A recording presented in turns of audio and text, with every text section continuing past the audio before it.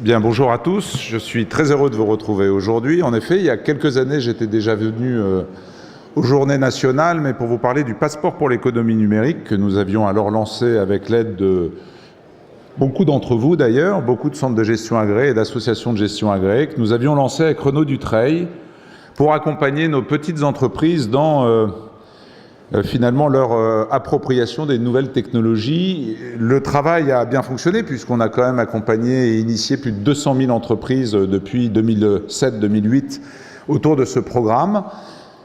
Il a fait l'objet d'une évaluation par la DG6 ces dernières semaines et Éric Besson, qui est ministre de l'économie numérique, présentera en fait le nouveau passeport numérique ou la nouvelle version du passeport numérique, ses évolutions, le 6 décembre, dans une conférence et un colloque qui auront lieu à Bercy, l'éthique en entreprise.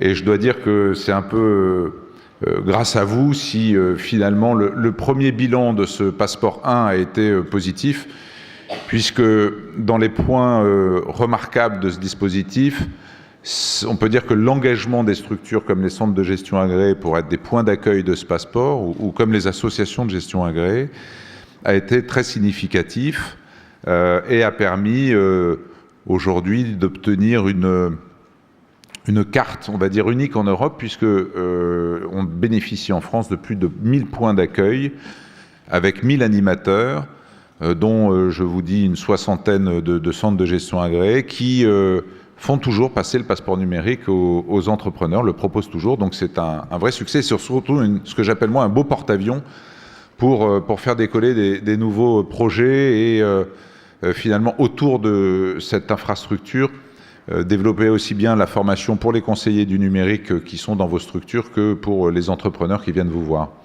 Aujourd'hui, je viens vous parler de tout à fait autre chose et je viens vous parler d'un sujet, alors je crois que j'ai une petite télécommande, ouais, c'est formidable, ça marche bien. D'un sujet que je vais tester auprès de vous. Les marchés clés du futur. Pourquoi ? Bien parce que on s'aperçoit depuis maintenant une trentaine d'années que c'est vrai que le monde est en bouleversement.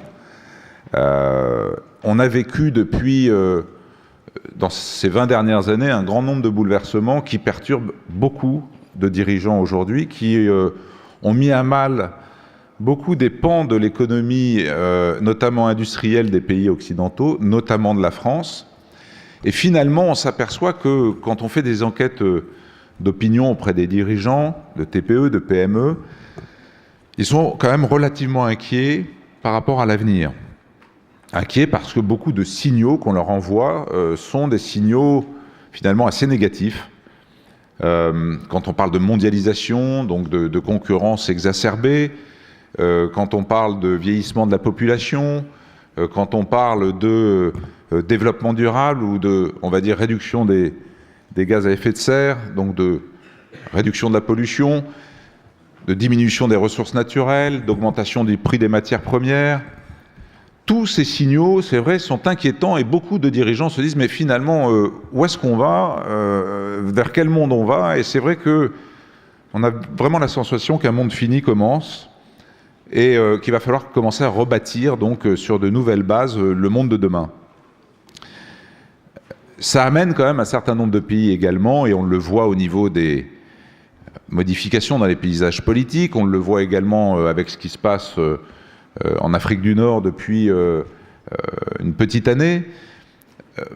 Le monde est en train de changer et on est en train de remettre en cause l'ensemble de nos institutions. On parlait encore il y a peu des organisations mondiales, de l'ONU, des partis politiques qui veulent réformer la façon dont est gérée l'ONU. On voit bien qu'avec la crise de l'euro, on a un problème de gouvernance économique majeur qui apparaît après 30 ans, voire 40 ans. Merci. De révolution finalement, et on commence à se demander finalement vers où on va. Nos politiques aussi se demandent vers où ils vont, on le voit bien, puisqu'ils sont un petit peu perdus dans la vision, le projet qu'ils nous proposent à tous pour les décennies à venir. Et c'est vrai qu'on est assez inquiet pour nos enfants au regard de tous ces signaux négatifs qui s'enfilent les uns après les autres, sans véritable réponse, au moins économique en tout cas, des pouvoirs publics, ou des grandes organisations qui, aujourd'hui, accompagnent les entreprises. Pourtant, on va faire face à un grand défi dans les 30 prochaines années. Ce grand défi, ça va être les 30 à 50 prochaines années d'ailleurs. Ça va être de nourrir, de soigner, de transporter, d'éduquer, de loger, de protéger, de faire travailler plus de 7 à 9 milliards d'habitants avec moins de ressources naturelles, avec moins d'énergie, avec moins de matières premières, en polluant moins, ce qui est quand même un sacré défi et une sacrée gageure. Et je dois dire que aujourd'hui, tous ces défis, il vaut mieux les voir comme des opportunités que comme une fatalité, que comme des risques. Il serait risqué justement de ne pas s'en rendre compte tout de suite et de ne pas trouver des solutions pour faire face à ces défis et de finalement être résigné ou de laisser à d'autres l'intelligence de répondre, notamment par les agents économiques, les entreprises, notamment celles qui sont industrielles et qui souffrent le plus de la compétition internationale, à ces nouveaux défis. Comment? Eh bien, vous allez le voir, en utilisant davantage ces fameuses technologies numériques dont on vous parle beaucoup depuis une quinzaine d'années. Alors, on vous en a beaucoup parlé par rapport on va dire, à l'usage productif qu'on peut en faire dans le cadre d'une entreprise pour réduire ses coûts, développer ses ventes, gagner du temps au quotidien. Et le travail n'est pas fini. On a encore beaucoup de retard dans ce domaine-là, en tout cas les petites entreprises françaises. Mais on vous en a beaucoup moins parlé quand il s'agissait de l'intégrer dans les process, les produits ou les services industriels qui demain vont permettre de répondre à tous ces défis. Et c'est l'objet de cette petite intervention aujourd'hui, c'est vous montrer comment, finalement, l'intelligence numérique, les fonctions communicantes peuvent être aussi constituer une vraie opportunité de développement pour beaucoup d'entreprises traditionnelles, industrielles traditionnelles, que compte la France. Donc, comment les utiliser?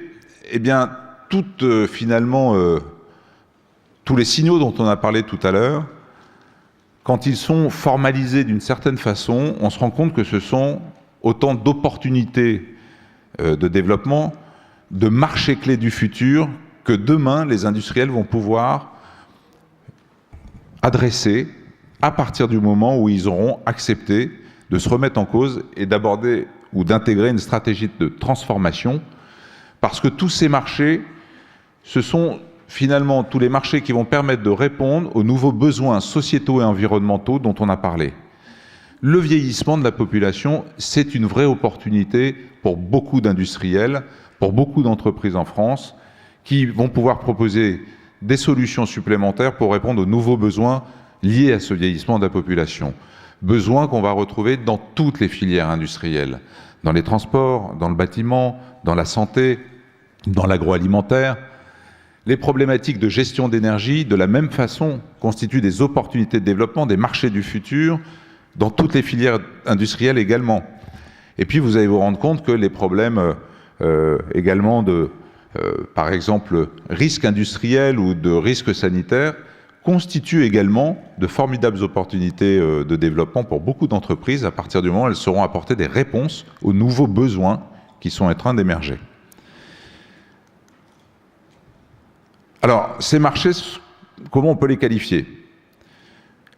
Par exemple, la sécurité et la traçabilité. Alors, vous savez que depuis l'après-guerre, on a répondu progressivement, c'est comme si on reprenait la pyramide de Maslow sur les besoins des individus, on a répondu à tous les besoins finalement qu'avaient les êtres humains, notamment les habitants des pays occidentaux qui se sont reconstruits.